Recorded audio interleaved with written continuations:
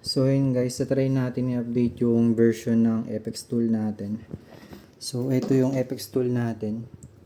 Yan, or Fox tool. Not sure kung paano siya basahin. So itong version na to is M4.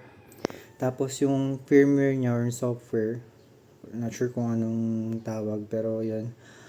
Version 25.02 siya. Okay. So yan yung naka-install sa diagnostic tool natin. Ngayon, gusto ko lang siyang i-update kasi 25.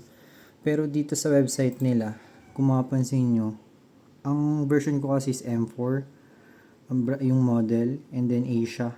Yan. Kasi meron ding Europe, pero Asia para supported yung mga motor dito sa Pinas. So yun. Kung mapapansin nyo kasi 26 na. Pero dito sa diagnostic tool natin, 25. So, para siguro mas ma-update yung mga fault codes or mabasa, i-update ko siya. So, pumunta lang ako dito sa website nila, yan, fxtool or foxtool.com. Tapos, dinownload ko lang to. Pagka-download,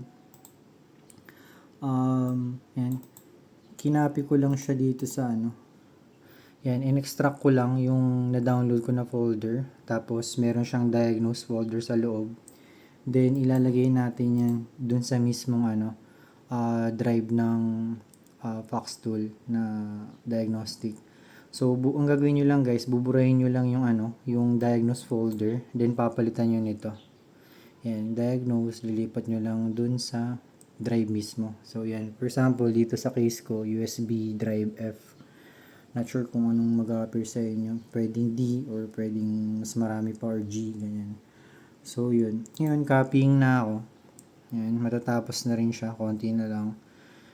Ngayon, pagtapos ko siyang makopy, i-check ko kung mag-update ba yung version number niya. Kasi, di ba dito? Yan, 25.02.